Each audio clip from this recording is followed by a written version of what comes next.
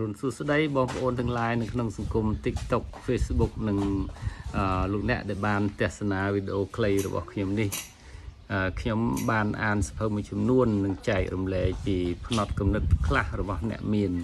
นำไปยืงถึงออกเนียออกรุมโกนเจ้าตัวระบอกยืงเอาวิเชโรซีฮันคลายตัวเชนเนี่ยมีนต่อปุยปงวงตะโกยืงต่อตะเทียดยืงคมនៅតែត្រឹមវណ្ណៈឋានៈគ្រួសារកណ្ដាលល្មមប៉ុណ្ណឹងបានហើយកុំគិតគំនិតនឹងយើងគិតធ្វើម៉េចឲ្យយើងមានទ្រព្យកាន់តែច្រើនមានសេចក្តីសុខកាន់តែច្រើននៅក្នុងពេលដែលយើងរស់នៅក្នុងពិភពលោកនេះរហូតតទៅនេះឯងខ្ញុំបានអានទៅឃើញថាផ្នត់គំនិតអ្នកមានគេលើកបញ្ហាមកនិយាយពីរឿងលុយថាលុយជាអំណាចធ្វើឲ្យគេគ្រប់គ្រងគ្រួសារបានល្អណា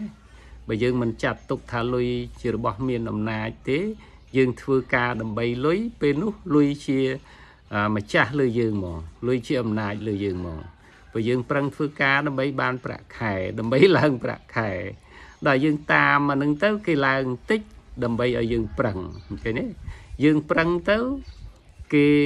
ដើម្បីឲ្យបានប្រាក់ច្រើននឹងឲ្យបានគេទុកមុខតំណែងឲ្យយើងដល់ថៅកែគេមានគេបានគេតម្លើងតិចទៅដើម្បីឲ្យនៅធ្វើការឲ្យគេឲ្យល្អបានលុយច្រើនគេខ្លាចទៅជាអ្នកមានតែយើងដល់ទីបំផុត20 30ឆ្នាំទៅពេលត្រែតពេលអីទៅអត់សល់អីទេលើកលែងតែយើងពូកែសន្សំណាបានអាចសន្សំបាននឹងបានមានលុយកាក់មានសេរីភាពខ្លះពេលដែលយើងចូលរត្រែតនឹងឯងគំនិតអ្នកមានគឺគេប្រាប់កូនរបស់គេនៅលើតុបាយគេនិយាយពីរឿងអាជីវកម្មរកស៊ីវិនិយោគលុយក្នុងភាគហ៊ុនក្នុងអចលនៈទ្រព្យក្នុងទ្រព្យអីមួយដែលជាទ្រព្យសកម្មរកលុយឲ្យគេនឹងឯងរីឯអ្នកមានគេគិតទៅមុខអញ្ចឹងប៉ុន្តែអ្នកកណ្ដាលហើយនឹងអ្នកក្រយើងគួរប្រើពាក្យទេប៉ុន្តែអ្នកក្រនិងអ្នកកណ្ដាលគឺថាចាត់ទុកថាំងលុយជាប្រភពនៃបញ្ហាណាអ្នកឯងកុំនិយាយរឿងលុយកាក់អីនៅលើតុបាយមិនល្អទេអាគំនិតហ្នឹងយើងត្រូវបោះបង់ចោលតែម្ដងយើងនិយាយពីរឿងរកលុយធ្វើអាជីវកម្មធ្វើម៉េចឲ្យមានលុយគ្រប់គ្រាន់ទៅរៀនអាជីពថែមដើម្បីបានលុយថែមគឺថាknowledge is power ណាចំណេះដឹងគឺជាអំណាចប៉ុន្តែចំណេះដឹងជាអំណាចនឹងបើចំណេះដឹងបូកនឹងយើងមានលុយទៀតណាអំណាចនឹងគឺថាអស្ចារ្យហ្មងគឺថាយើងអាចសម្រេចអីក៏បានអាចធ្វើអីក៏មានឥទ្ធិពលដែរកាលណាយើងអត់មានលុយភាសារបស់យើងនិយាយនឹងវាខ្សោយវាមិនសូវធ្ងន់ទេហ្នឹងហើយអញ្ចឹងបានបងប្អូនធ្វើម៉េចឲ្យវាមានទ្រព្យធនអញ្ចឹងគ្រូជំនាញដែលល្បីនេះគាត់ប្រាប់ថាដើម្បីឲ្យយើងមានលុយច្រើនហើយគ្រប់គ្រងលុយចាត់ចែងបានល្អជោគជ័យដល់លុយលានច្រើនលានតែយើងរៀន financial management បាទការគ្រប់គ្រងហិរញ្ញវត្ថុគឺរៀនគណនេយ្យតែម្ដងគណនេយ្យឲ្យ literacy នឹងកម្រិតខ្ពស់បាទដូចខ្ញុំនិយាយខាងដើមនៅ literacy ហើយមួយទៀតត្រូវរៀន investment គឺថាការវិនិយោគទុនដែលយើងបានតិចតួចសន្សំពីប្រាក់ខែពីការបោកកូនជ្រូកណាពីលុយម៉ែឪឲ្យរាល់ថ្ងៃនេះយើងសន្សំមួយថ្ងៃ1000 2000យូរទៅយើងបានច្រើនយើងវិនិយោគហើយវិនិយោគហ្នឹងវាត្រូវការគេថាជា science ដែរណាវាជាទេពកោសល្យវាជាវិទ្យាសាស្ត្រ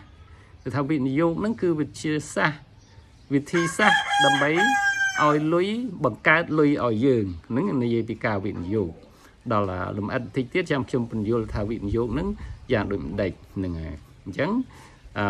យើងចំណេះដឹងហិរញ្ញវត្ថុគណនេយ្យការវិនិយោគ